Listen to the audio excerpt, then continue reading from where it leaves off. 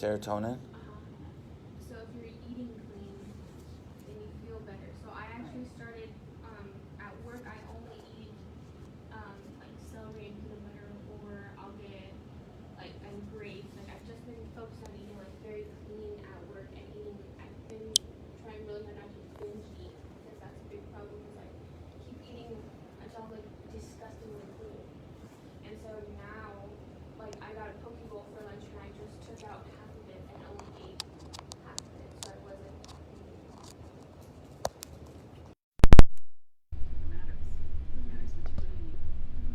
I'm in the same boat. Like, I know that food affects my well-being, but yet I was walking across the street and I try to stay away from meat, but I've been just getting hot dogs, and then I eat them and I'm just like dead tired and like no energy, and it's like, duh, make the connection. You just gobbled down 2 hot dogs a couple hours ago. Yeah.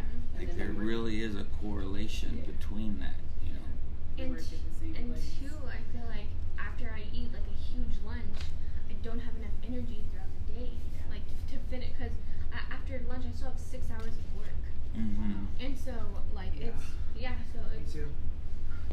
so I need to be eating like something that's gonna give me energy and make me feel good, and not like just Chick-fil-A or something like that that's gonna make me feel ugh.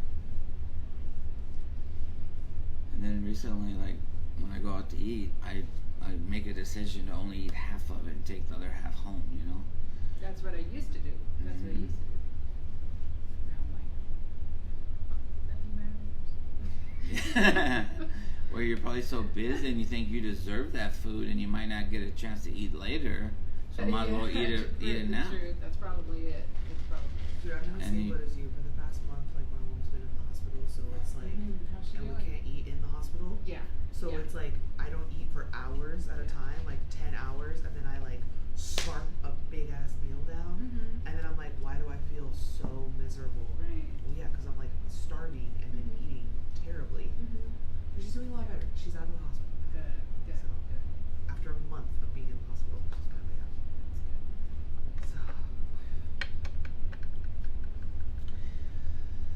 So Like I say, I'm 49 years old and I'm just now getting the realization that food has a direct impact on how I feel, and that to feel right, I gotta eat right, and that you don't have to eat the whole plate.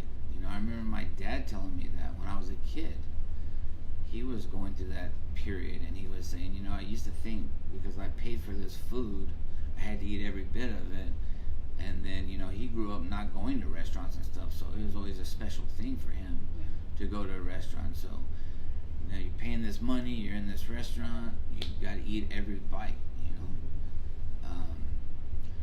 So no matter what I order, I intentionally take half of it home. And then you process that food and you feel a little bit hungry later, and then you got a little snack for later, so it all works out, True.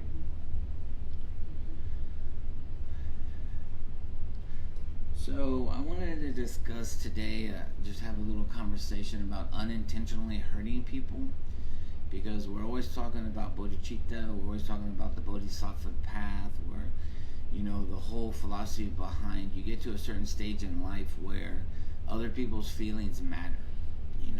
It goes back to that thing, can you truly be happy if other people aren't happy? We all know we pick up on the energy of each other, right? So if I go to Charlie's house and she gets home from work and she's throwing stuff around and her energy is agitated, I'm going to start like, what can I do to make you feel better, because you're freaking me out, And so we influence people all the time, and sometimes unintentionally we're creating that energy, There's times in my life where I was just an a-hole and it didn't matter to me. Like, if you pissed me off, I let you have it. I didn't give a shit about your feelings. My world, what was important, my perception of the world was what was important, And so there are mean people. So there's different types, right? You have a mean person who probably is triggered by a lot of things, and they don't have the insight to know that maybe that's not reality, that you really are a jerk, and you really are, you deserve me to be mean to you or whatever. And so even if they're intentionally mean to somebody, we all know that there's layers upon layers behind that, why they're like that, right? We've all been around people that are hard to get along with. I think we've talked about going on a trip with somebody who's your friend, but now that you're sharing the same hotel room with, or you're in close quarters with for a long time, suddenly you're like, I don't even know this person. Like, suddenly they're picky about where we eat. Suddenly they want to do the agenda and what we do and what we don't do. They want the restroom first. Or all these little things start coming out, and you're left to think, like, have they always been like mean, or are they triggered right now? Like, maybe, and I think we've talked about that too. I've kind of felt, Madison is gonna go on a trip to the Virgin Islands, but the part that are owned by America. America by America. What do they call that? The U.S. Virgin Islands. U.S. Virgin Islands. Thank you. Geography is my strong point, as you can tell. Just stamped U.S. in front of it, and we're like, ours now. Right. And so she was like kind of telling me, and she's like, if they think we're going out to eat every night, we're not, because I only have a certain amount of money and things like that. So I was like, well, you can buy groceries and cook in the room and all that stuff, But I myself have been in a situation where, like, every night somebody's like, let's go to the bar, let's go out to eat, let's go whatever, and I got like $10. It took all my money to get to this place or whatever, And so I'm coming from kind of this triggered place of not wanting to tell them that I'm low of funds, but also not wanting to go with them. And then how do I handle this? So it could come out in weird forms, I could even pick a fight with them so that I don't have to go with them, That'd be an easy way out. Yeah, you guys are jerks, I ain't going with you, instead of being truthful about it, right? So you have a person that's going through life intentionally being mean because of whatever their past traumas are or whatever. But then what I'm thinking about more is somebody that's trying to do right, and trying to handle things in the best way, but yet you're still running into situations where you seem to be unintentionally hurting others. Do y'all have any thoughts about that? I think I do that all the time. I get like I try to say something which sounds funny in my head, and then I'll say it out loud, and it was actually kind of mean. Or like I'll be like in charge, like I will put myself in charge of a situation that nobody put me in, like trying to get everybody to get ready to go and leave and get somewhere at a certain place, and then like I'm stressed out, so I like say something kind of mean, but I don't want to be mean. I just want to be on time, or something like that, So I feel like I do that all the time. Can I ask you a question about that, just so we can drill down a little bit? So what makes you think internally that you need to be the boss to make sure that everybody gets their crap together to be out the door at a certain time or whatever? Well, when we were going to meet you downtown, we're meeting my dad, and I didn't want my dad to wait. And they threw in some curveballs, and we had to make stops, and we had to go to Ross and get new outfits before we went. So I'm like, oh my god, that was a mess. Yeah, so I'm like, I wasn't even going, and I was mad for you. One guy was like, I have to go poop, and I'm like, you don't have time to poop. We need to go. And like, you knew what time we needed to leave 3 hours ago. Yes, literally. Like, why are you just now getting dressed when I'm already dressed? My hair is done, everything, And so in those, and also I'm driving. We're going to meet you. So in situations like that, when like I just naturally am in charge because everybody else is so relaxed and don't care because they're not meeting their feel like she takes a leadership role in our house because all of us are very like, well, she lives with stoners. Like we just, everything is on our own time. Time is an illusion. And so like, me and Felix will be like, yeah, we'll do that later. And later's like 3 days from now. Later's like 2 weeks later. But to her, later is like in 10 minutes. And so she's like, okay, you guys suck. Do what I'm telling you to do. And then she's like, okay, so you say that. Okay. So I get it. Time is an illusion. I'm with you. But when you have a set time to meet somebody and you're not there, that says you're not important. I get the time, function, you're not important enough, so you're going to wait. Like if I'm waiting for somebody more than 10 minutes, if it's an interview, you ain't getting it. oh, yeah. If it's a friend, I'm texting you. I'm out. Like I respect you enough to let you know where I'm at. You know, and we're in the same, if like my house and my family in West Texas is like, this is the time that we need to be ready. This is the time you need to be in the shower. This is the time we're leaving. You going, you're not. If you're not in the car, you're not going with us. If you're not meeting there, like I can't, that's gonna make me so mad. Like, and I'm just gonna resent you so much. So this is where I stand. And like, this is where we're going from here. Also, I have like a predetermined, naturally with unintentionally, I have a predetermined schedule in my mind. And so I think about it like yesterday when we were going to eat. I chose a place that was 8 minutes away because I had not eaten in 7 hours and I wanted to eat as soon as possible. So I literally thought we get there in 10 minutes and get my food in 30 minutes, like that. That's how I think. And Felix is like, no, I want to go to this place. Okay, I'm chill. We can go somewhere else that's further away. That's fine. But then we get there, and the place cannot see us for an hour, and they run out of the stuff that I want to get. So I'm like, we can't eat it here.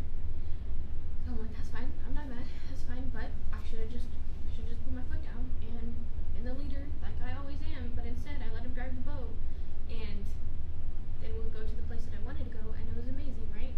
But that took us back like an hour in my scheduled time. And if we would have got to that one place earlier, we wouldn't have had to wait like we did.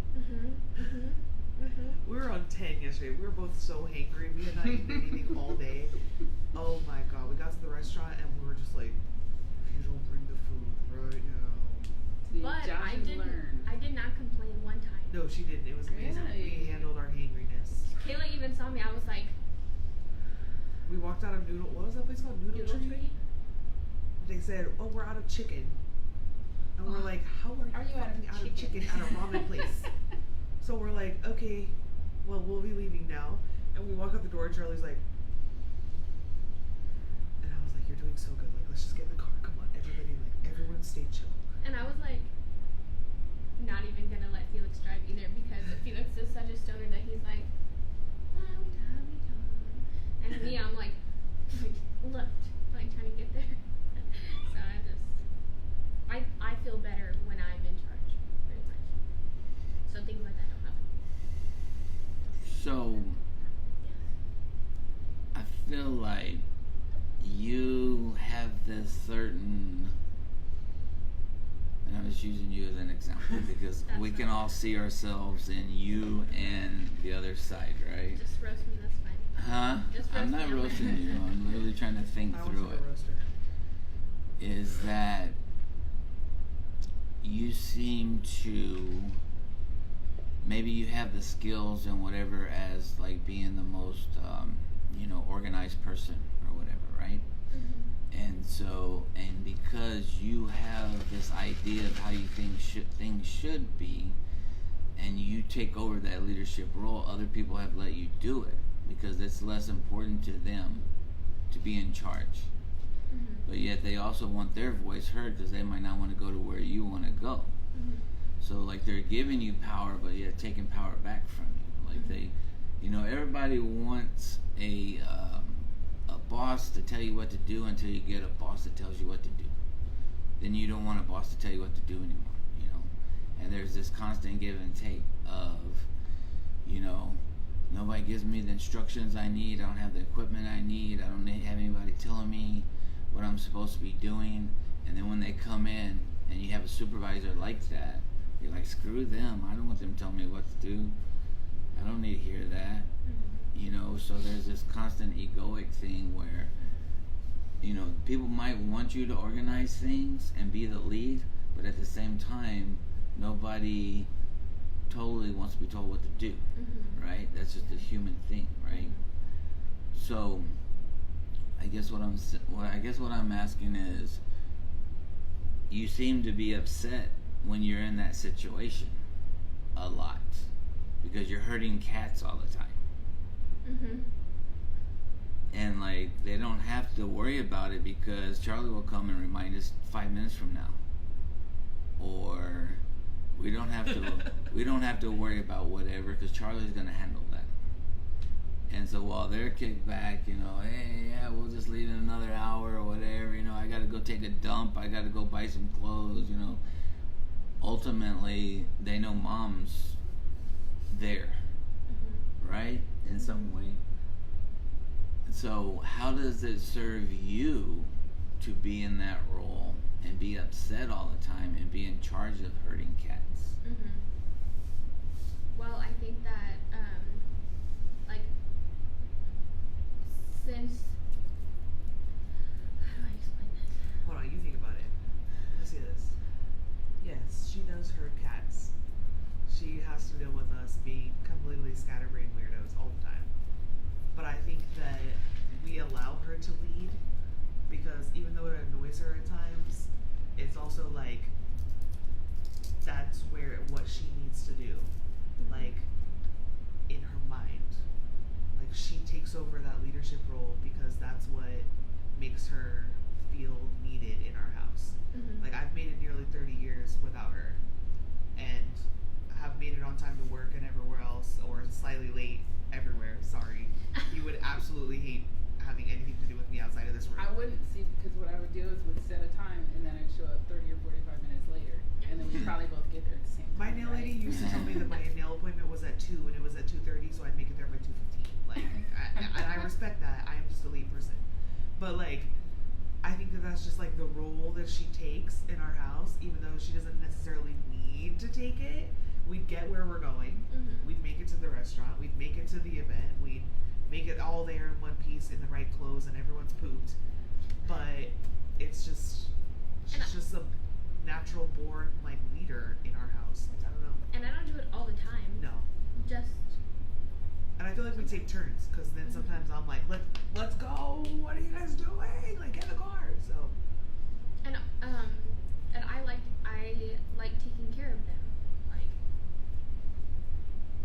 I like, feeling needed. I like helping them, like get to a certain restaurant that meets all of their needs. And like Felix said, he didn't want ramen, so I chose the place that didn't just have ramen, but he still got ramen. But either way, like that's why I wanted to go to that restaurant. I had looked up the menu ahead of time to see that it had things that he liked. You know what I mean? And I knew Kayla hadn't eaten all day, so that's why I wanted to hurry and get there, because she has only eaten hot Cheetos that day. So I'm trying to help them and help myself. Healthy diet. I'm on the hot Cheetos diet. You have 5 hot Cheetos a day, that's it. But what you were saying about like telling people what to do, I feel like I am a natural born leader, and so I naturally just say like, well, I'm a multitasker, so I'm thinking while I'm washing the dishes, the counters need to be wiped down, the stove needs to be wiped down, those pots need to be put away. So I catch myself saying like, hey, can you wipe down the counter? Hey, can you do this? And I don't realize that I'm hurting those people because I'm telling them what to do when they're adults and they know what to do. And so like Vanessa and Felix have both told me like, hey, don't tell me what to do. Like I'm gonna do it.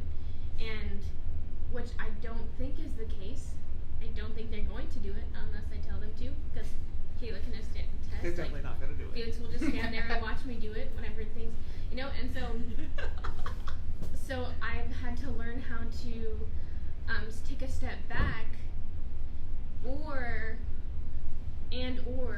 word it differently so that I'm not like telling them what to do, but also everything is getting done. Not bossing, just suggesting. Yeah. Just like, may I please have some help, instead of like, hey, can you wipe down the stove while I'm doing this? So Learn, can you help me please? yeah. Goes a long way. Yeah. The wording matters. Mm-hmm. So what would stop you from saying, hey, we're supposed to meet my dad at 9.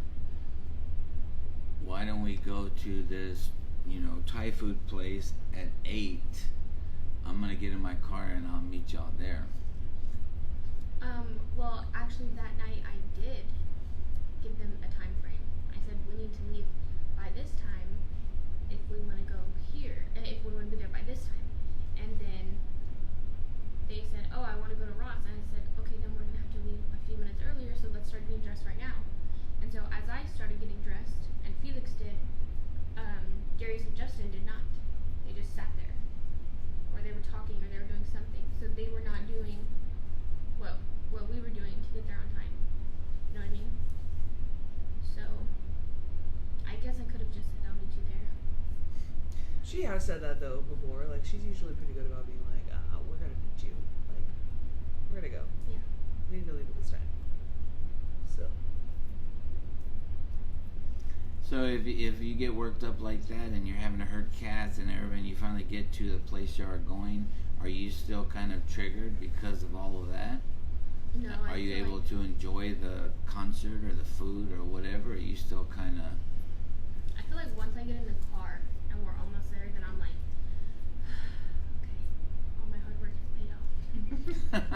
It takes me a while. It takes me a while to be like, fine, and then be like, okay.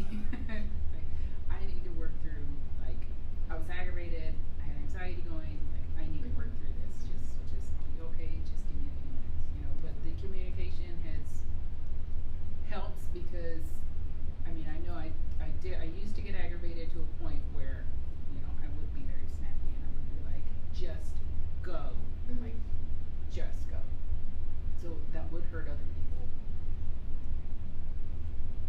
But I didn't, like I'm in this situation, I'm just trying to go, but that's partial anxiety, that's like you said, a whole slew of trauma behind all of that. So it's taken years and years and years to work through, and communication, like, this is what I need, this is what we're doing, this is very important, we need to be there, either at this time or, these things need to happen. This is very important to me, that we do this at this time.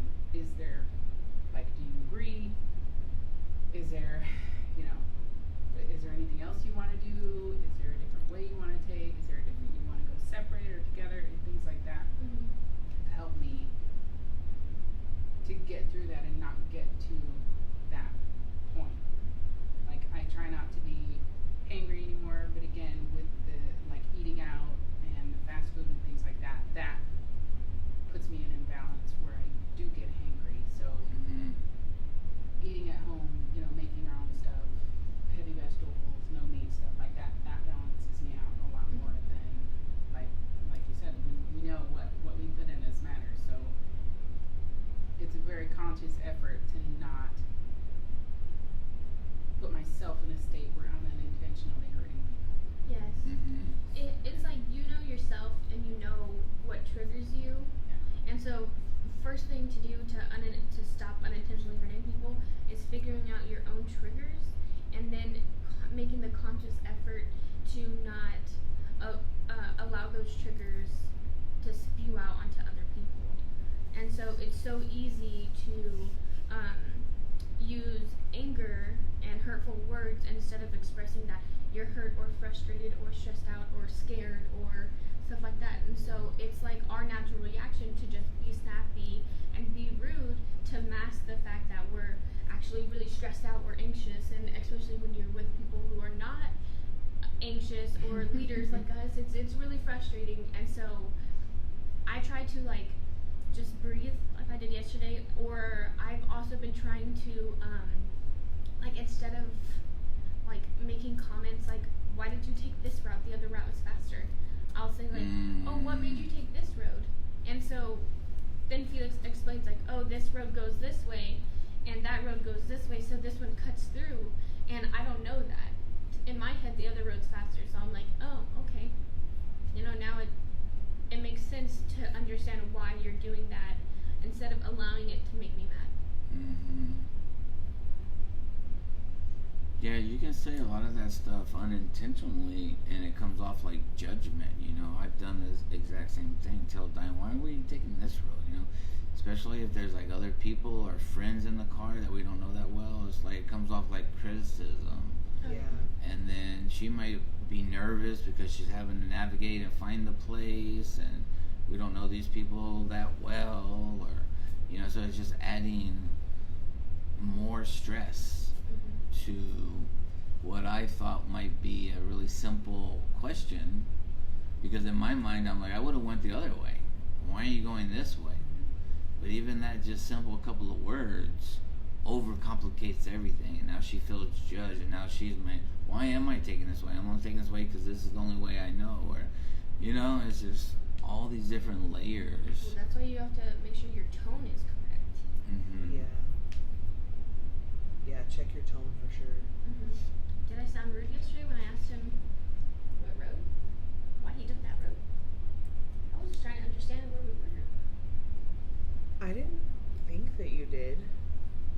Didn't he snap back at you? He was like, I'm going this way. He snapped at you for something yesterday, and I was like, Yeah, and I was just like, excuse me? okay.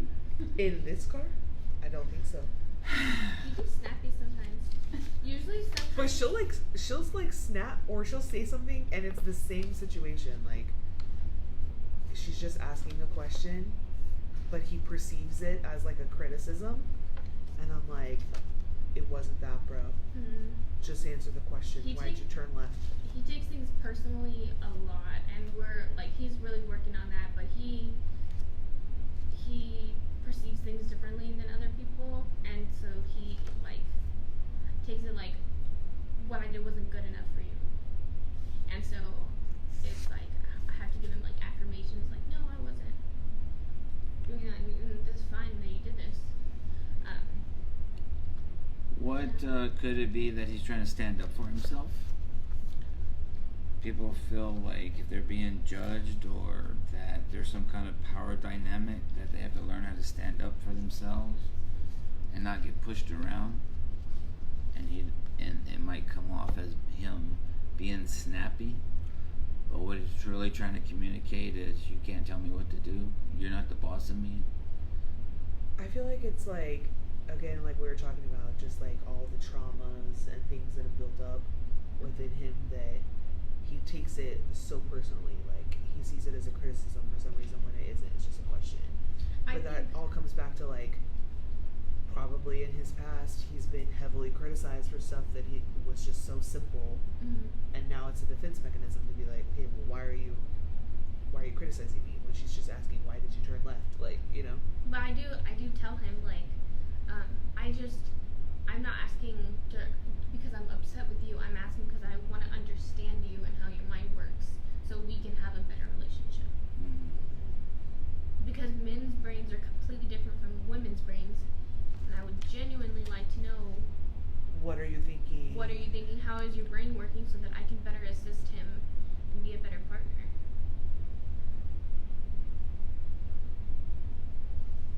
Lately, he's been real, like, negative. Like, when he had to take me to, you know how he's always a morning person? When he was taking me to work in the morning, he was very negative. And, like, he's just been, like, negative lately. And I'm like, I'm trying so hard to be positive, and I would love for you to join me. And he's like, okay, I'm sorry. Like, I'm just frustrated because this and that. And so he, like, unintentionally is ruining my morning. Which I don't allow it to, but I'm glad that, like, we can check each other on that kind of stuff. Nancy, you've been really quiet. Any thoughts? I'm just thinking, you know, sometimes I make someone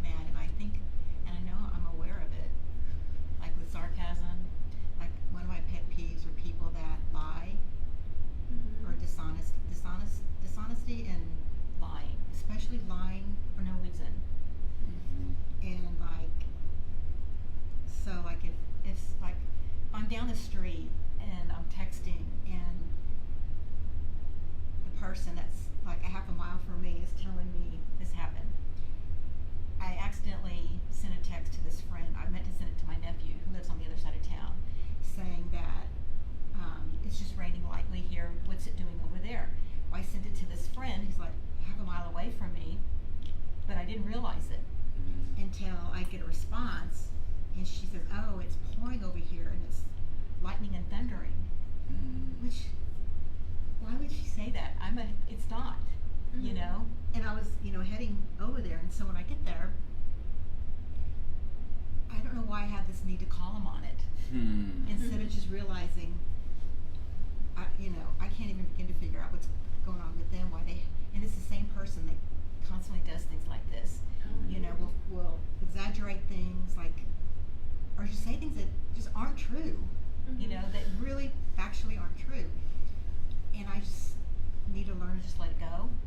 So did you ask him? I didn't about that, but I have about other things. I didn't about that because that was just that would just be like being in her face saying you're calling her a liar. Because, I was telling her I was half a mile away. Wasn't doing any of that. I had just meant that for my nephew, that it was raining lightly, and I'm a half a mile away from you. I wouldn't be that confrontational. So, and I do it with sarcasm, kind of like questioning them. Like, really? Yeah. Well, tell me, and that probably, I don't know if that hurts them or I don't know how it makes them feel, but I shouldn't do that. I should just recognize that they have some need within themselves, to have this behavior and let it lie at that. And I think that I don't think it comes from the need to be right. It's just the need for attention. Well, it's just like when I know someone's lying to me, and especially when they know that I know better with what they're saying. And I feel like, you think I'm stupid, know? Yeah. And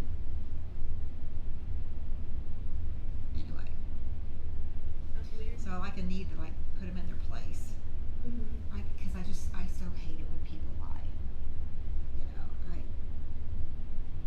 And it's one thing if, it's they say a lie, so they don't hurt someone's feelings, or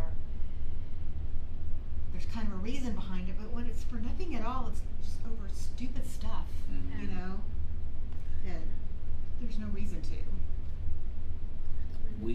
So that kind of brings up another thing too, is like our need to change others, right?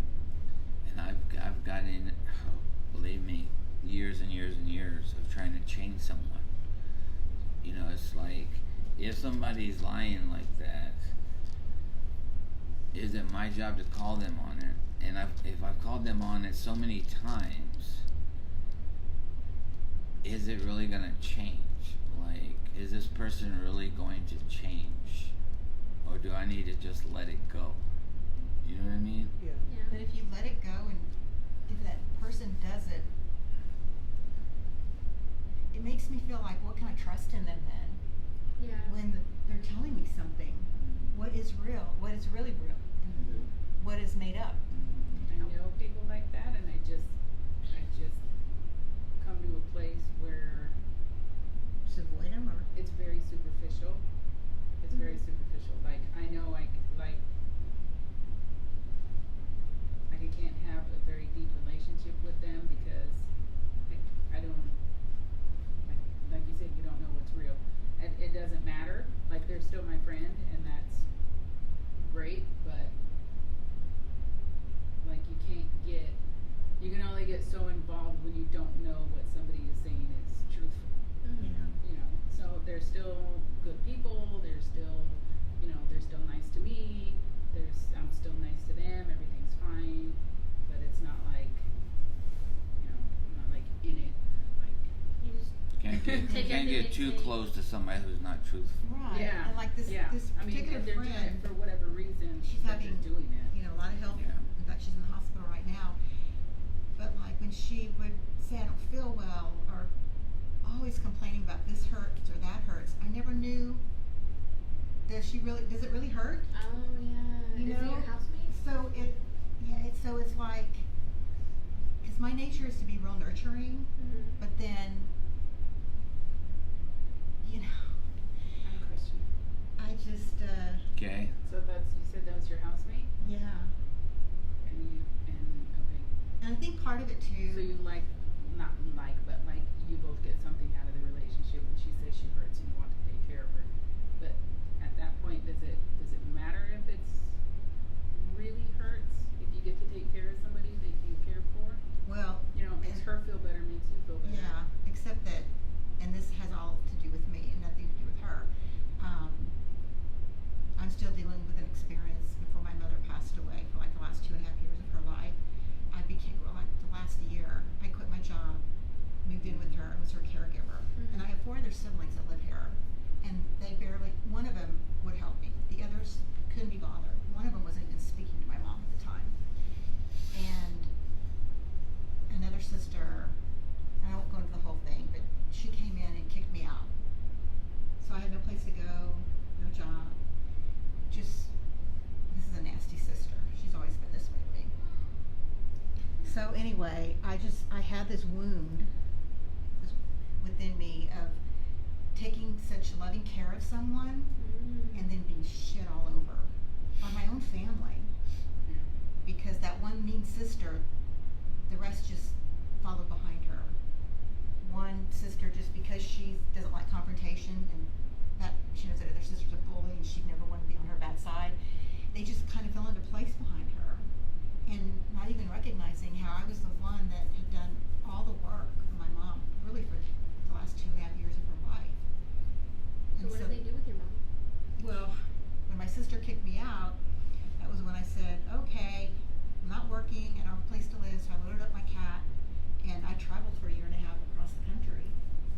But when I left, well, I had to leave town. It was so painful. But I told my friends, I promise you, I was hoping it wasn't true, but I said, I bet my mom doesn't last 6 weeks with the care of my sister, because my sister's so selfish. Mm-hmm. And my mom had a lot of medications and you had to keep them straight, and believe it or not, my mom didn't last 6 weeks.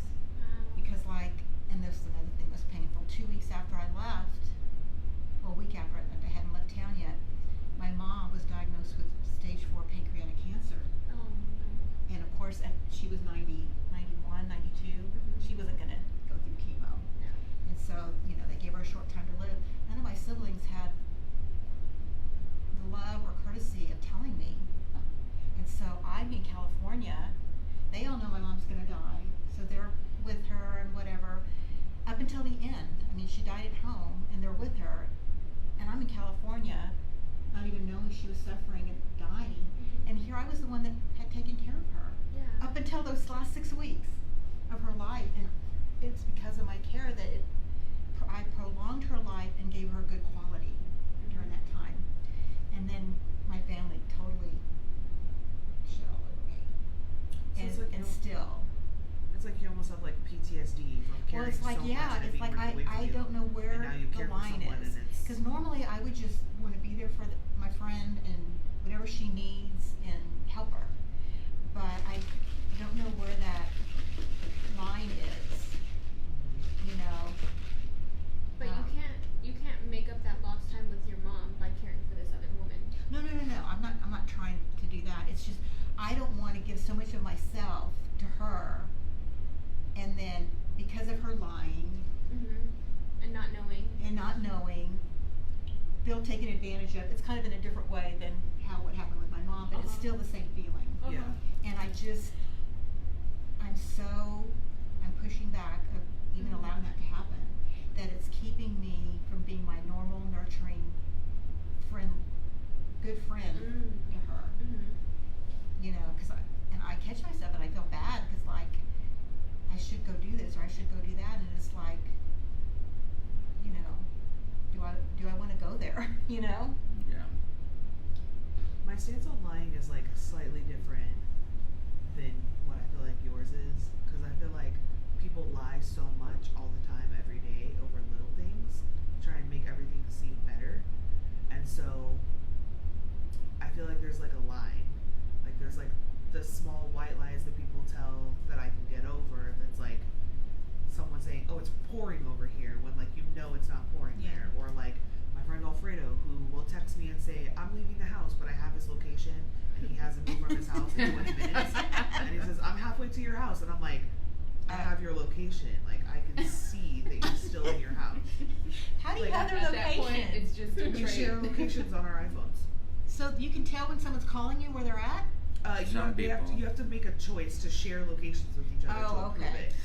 Okay. So he I was gonna say, knows- boy, you could just track He everyone. knows that he has approved this. He knows I can see his location because he can see mine. And yet, I'm like, you're lying. Like, you're lying. But, like, I know that when it comes to big things, that, like, he's not lying to me. Like, if I need him, like, he's going to tell me the truth. Or, like, if something's going on, he's telling me the truth. Or if he's hurt, he's telling me the truth, you know? But it's like, so it's like, That's what there's little fibs Yeah. that make me be like, okay, I know you're lying. Like, I know you're lying. I can tell by the way you're telling me, or I can feel it in my gut, or like, I know the factual evidence to support that you're lying. Like, I have the receipts. But like, at the same time, those lies don't necessarily hurt me. Like, yeah, he's gonna be 20 minutes late, but in the grand scheme of things, what's that gonna do to me? Or like, yeah, they said it's raining, but like, what's that gonna change in your life? Or, Yeah, and so that's and so why. I let those go. But the big Yeah. stuff, I understand what you mean. Like, it makes you like weary of them when it comes to the big stuff. Well, Like, yeah. are they lying about the bigger stuff? But I think you just have to go with your gut feeling and like trust that they wouldn't lie about the big stuff until you catch them in that lie, and then you're like, okay, well now I have Yeah. this proof. The big stuff is her health, but I've noticed she knows I have diminished hearing. In fact, that's why I kind of try to sit in a place in here where I figure the most people are going to talk so I can hear y'all, because I've had both ears operated on, and one, it wasn't successful and one was, but she knows I have diminished hearing, and so I notice as she gets closer to me in the house, she groans louder. Oh. You know, if I'm within sight, she groans louder What is she getting out of? than if, Attention. like, I may be out of sight, but still in proximity. Mhm. But if she doesn't know that someone's going to hear it, she's not groaning. Let me tell you what And you I'm should like, do. so I've just gotten to We where don't I wanna ignore it, solve and that feels so mean, because my nature is when someone, that's to me like an animal crying out for help, you want to help, but it's like, she really hurt. I mean, you know, the last 30 minutes she was fine, you know, and now she sees me in a distance, so she's saying, you know, loud. If she's doing all of this for attention, you need to use positive reinforcement. Mhm. So whenever she groans, don't pay attention to it. Don't say anything. That's what- But then whenever she's moving around good, you say, "Wow, you look great. You look like you're doing good," and like praise her for her good health, and then ignore the attention seeking. I do ignore it. That I feel bad. Are you? Does she like leave her house, or is she like? Is she like all out? No, since I moved in, we share the house. It's her house though, but like it's built to where there's a master suite on this side, a master suite. So, and then most of the house, the living area is in between. Yeah. So, since I've been there, she's gotten really. Her health has really gone down. She turned 70 this year, so she's a lot older, and she can hardly walk. And she stays in bed all the time. I mean, there's weeks where she only gets out of bed to go to the bathroom and make something to eat to feed her cats. So I know she's sick. Yeah. I mean, I know she's truly sick. She would be in the hospital. She was in the hospital with a kidney infection all week, and then because typically they won't let you go home till you can walk to the bathroom by yourself. She won't even get up to get to the potty chair next to the bed. Oh. And so they send her to rehab. But I don't know. Are you the only one that like visits her, or does she have friends and family Well, I that don't come? know if the others are visiting her. The neighbor Yeah. has kind of, because I've kind of made myself not so available. Yeah. Because I don't want to be the only one, like my mom, fall into that, well, I am the only one taking care of her. I'm not going to ever do that again. And that's kind of I'm the one not thing ever that going to do that helps again. me is like you're the person there that like you're the one tangible human that's there all the time, sharing a space with her.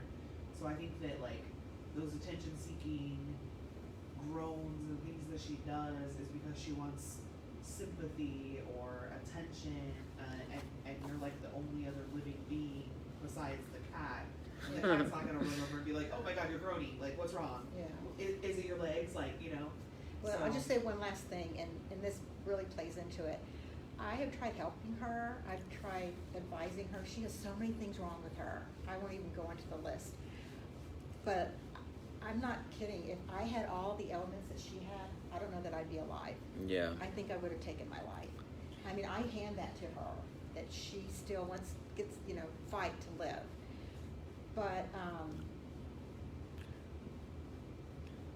she had so many things wrong with her. And so, like, I try to tell her after taking care of my mom and all the things that went on with my mom, you need to see an infectious disease doctor because she has all these different things going on, and she has a doctor for this and a doctor for that. They don't coordinate. And I'm like, you need, and they're not getting her healthy. She's not getting better. She's slowly deteriorating and getting worse. But it goes in one ear and out the other. And so I've just gotten tired of trying to offer her help or advice to where I've almost gotten to where, screw you then. If you don't want to help yourself, you're on your own. So it's all this playing into this, I don't think. Like know- at the hospital, her blood sugar was really high, and they wanted to give her insulin, and she refused it. Yeah. I'm like, they wanted to give her the shot so she wouldn't clot, her blood wouldn't clot, instead of putting on the compression things, because she's got something wrong, lymphedema or something, where her legs She are has red and full of lymphedema? heat, and swollen. I mean, it's awful. And she wouldn't take the shot, and I'm like, are you kidding? I had my best friend's mother went to the hospital for something totally unrelated and was diabetic and had poor circulation, and they didn't give her the shot, and they didn't do the compression things, and she developed a blood clot, and it went to her brain, and they had to put her on life support. And so my friend and her siblings had to pull the plug. That shouldn't have happened. And so, you learn these things the older you get and experiences, and I'm trying to tell her, you need the shot. A blood clot can form like that. You have no way of knowing. So, And she's just like, people- well then, fine. Then why should I care, Sometimes, and, we're not here to fix anything or solve any problems or whatever, but there's times that the only thing you can do is bear witness. Somebody wants you there to bear witness to their suffering, They may not want it fixed, or they may not want insulin, or they may not want blood clot, but they just want somebody there who's bearing witness to their life to make them know that they're important. There's hundreds of people all in just this neighborhood that's dying. There's hospitals all around this area. People are dying in these hospital beds with nobody visiting them. The only people that they're seeing are the nurses and the doctors, and there's no real loved one there to bear witness to their suffering. And that's a really sad way to go, There's people alone that nobody ever visits them, and they're suffering, and there's no one to bear witness to that, And so, potentially your role in this scenario is not necessarily be a caregiver or fix anything or make any decisions, just to be there in the house and share space and bear witness to her suffering is enough, So true. That could be your purpose. And my dad used to always say, "Don't leave a horse to water when you can't drink it." So I'm gonna bring this last thing up, and then we need to close. It's a little complicated, and I'm not going to go into it in a lot of detail, but it says, correct knowledge precedes the accomplishment of all purposes in life. correct knowledge is twofold. It's perception and inference. So, in other words, to accomplish anything in life, like being kind to others or navigating yourself through the world, you basically, if you're going to accomplish anything, you can only rely on two things, and that's your own perception, and part of your own perception is inference. And I don't know if you know what inference means, but it's like if I see smoke on a mountain, I infer that there must be fire there. I can't see the fire, but because I see smoke, I'm going to infer that there is fire, you know. And so the last little bit that I wanted to say is, sometimes I can infer by the way the person is responding back to me that I'm doing something wrong, you know. Because like I said, if I'm a little bit triggered and I run in, I start telling my boss all this stuff, and I see his eyes kind of getting wider and wider, I realize this may be true to me. It might be an emergency to me, but it's not an emergency to him. But now I've created this emergency. You know what I mean? Same thing with like how I'm treating Diane or whatever. I may feel like this is a real scenario and this is really important to me, but by her behavior, I can tell that I'm being disrespectful or I'm being rude or it's too much or she's on overwhelm already. And so to pick up on those little details, we don't always know we're triggered, and sometimes we can look for clues to the people around us. And then sometimes I look around like, Kylie must be being weird again because people are looking at me like I'm weird. I still said something weird again, you know. Mood. Clark trait, yeah. So, any last thoughts about that? About how, like, kind of using other people as a gauge? Like, maybe you said it when, like, what behavior would you see, or what indicators would be that you're bossing people around and they don't like it? Could you tell from visually that they're not liking your bossiness? Yeah, they might like, or say, "Oh, they're gonna do that." Ignore you. Yeah, or Ignore you. I mean, everybody pretty much straight up telling me not to boss around. Yeah, we're pretty clear in our most. Yeah. We're like, respectfully, shut up. And I respect that too because I'm not your boss. And if it's important to me, I'll just do it. All right. So yeah, looking for clues in your environment to tell you about you're being uncharacteristically unkind. Huh? I say, yeah, you just gotta read the room. Read the room. That's good. I might like pay more attention to people's like faces when I'm talking. I'm starting making mad faces at you. Just to mess with her? Yeah. I'll just quickly tell you shut up. All right, we'll do our closing chants.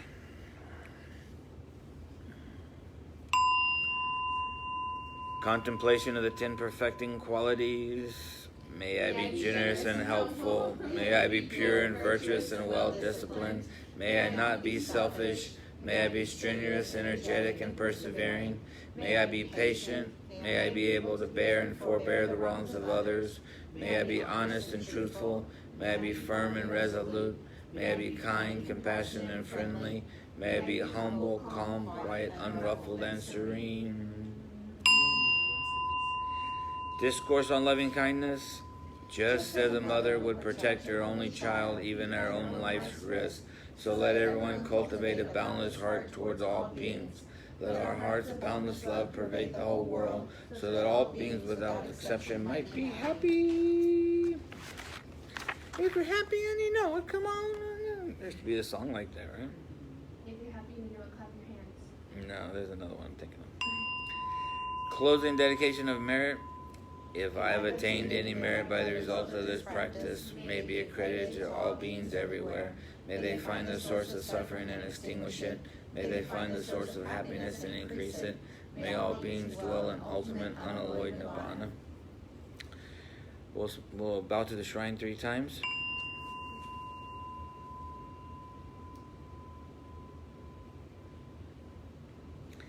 We'll bow to each other with smiles of gratitude.